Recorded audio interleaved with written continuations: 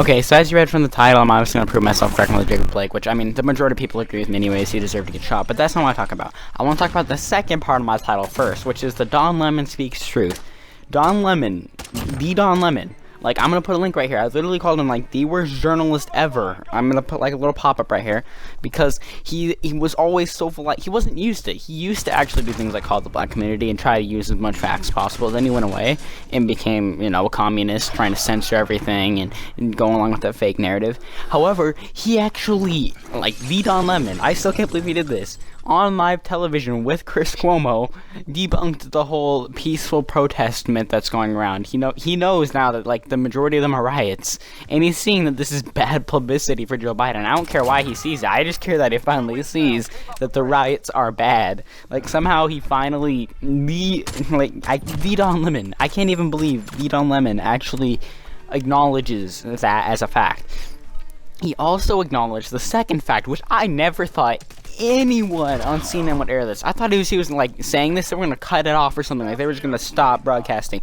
But no, they actually allowed him to mention that the majority of black people in the US, as we see from the polls and just asking people on the streets, want more policing than before. They don't want to defund the police. They want the exact opposite. They want even more police, because they know they're not being racially targeted, and they know that they need it to keep them safe, because, well, I mean, as we see just sadly from a lot of black culture, they have a lot of, you know, gang violence and drugs and stuff like that, thanks to the Democrats.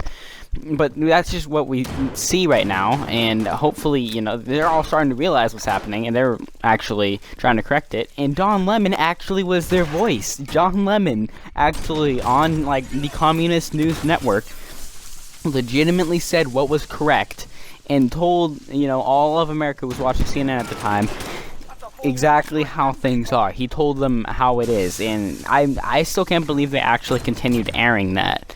Like, that is the farthest possible from what I expected from CNN ever.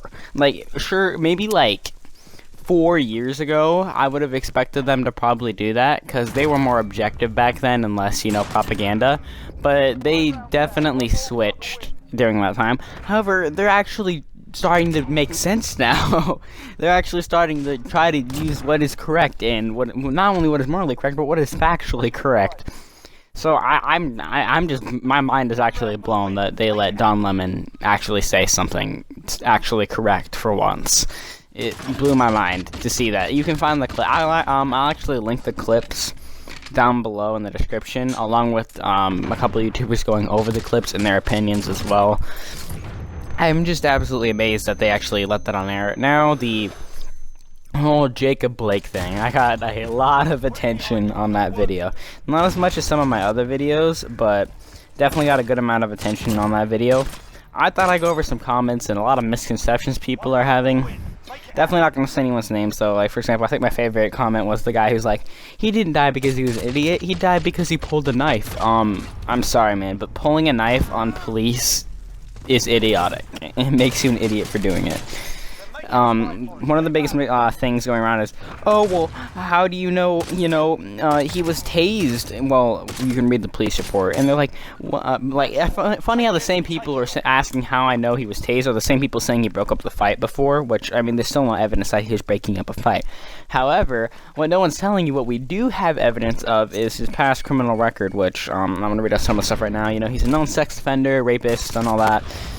He has had a long history of resisting arrest from officers. I think he had bounty hunters after him, because he didn't, he didn't show up to court. Yeah, so he had a warrant out for his arrest, that too, at the time that they were doing this. The police also have records of him, pulling his gun out while he was intoxicated, which, oh yeah, he doesn't own that gun. He got that illegally, by the way, so that's already another, felony. Just another slap on the wrist to his long record. He's a domestic abuser. He's been charged with a bunch of speeding tickets, like driving while intoxicated, stuff like that. So, obviously not a good person, so I don't know why people defended him. I love how looking at, the videos are, of Jacob Blake's family, crying, it's his parents. I love how, half the comments are just, oh, so these are the idiots who raised him to not listen to police and resist arrest. None of us feel bad for you. You're the one who raised him, and you raised him like this, and it's just a terrible, terrible job parenting.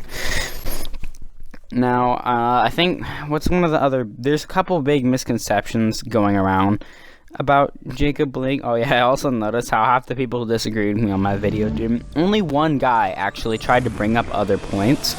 The only valid point I can see is they shot him with children in the car, which, I mean, he's a domestic abuser, so definitely, you know, shouldn't keep him away from the kids. Another thing that a couple of people pointed out to me was that the officer actually risked his life by trying to shove Jacob Blake because, as we now know, he had a knife in his hand, which I didn't know that before, so more and more facts keep coming out as they go along. And he already had a confrontation with the officers, they tackled him, stuff like that. I don't know why people think it's okay to just get up while the police have guns drawn and you walk around to your car with children inside, open the door, and then try to reach in. They don't know what he's grabbing, but he's probably grabbing a gun. I'm also going to link another video of a couple YouTubers going over exactly how fast you can draw a gun. Like, I think the stupidest argument I saw was that wasn't nearly enough time to grab a gun. So I'll give you a long list of YouTubers in the description explaining just how fast you can really draw a gun and kill somebody, especially from a car. Like, I don't care if there was children inside, the children weren't hurt, and this guy shouldn't have children if he's a sex offender and a domestic abuser. Like, I don't get what's going on here. Like, this just frustrates me that people will like go to this length to defend criminals like him, like worthless criminals.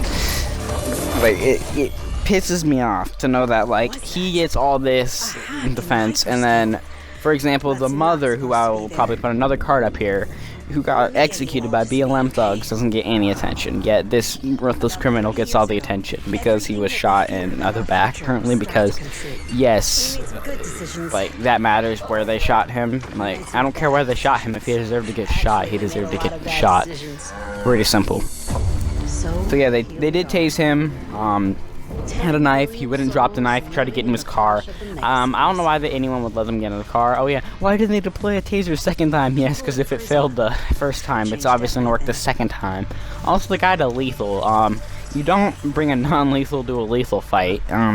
Like, in training, you're always trained, you know, to be one step above your enemy. So that way you don't die. If you're one step above them, then you're always gonna be fine. They had nothing, and they're just being crazy, pepper spray, taser, something like that. They pull out like a knife or gun, you pull out your knife or gun, and you kill them. Like, pretty simple stuff. Donut Operator, I was looking to see, but he still hasn't covered Jacob Blake. However, tons of people have, like Mike the Cop, so I will leave their videos down in the description too. I'll tag each one of them and put the titles in so you can go find and see through that. I'll also leave a link to some articles talking about Jacob Blake's criminal record, and people like self-defense experts looking at this, because everyone agrees, you know, like almost unanimously, that he deserved to get shot. Very few people are actually trying to defend Jacob Blake, and the only ones who are defending him don't actually have defense. They just call you a racist and an idiot, which I found that out very quickly through my comments.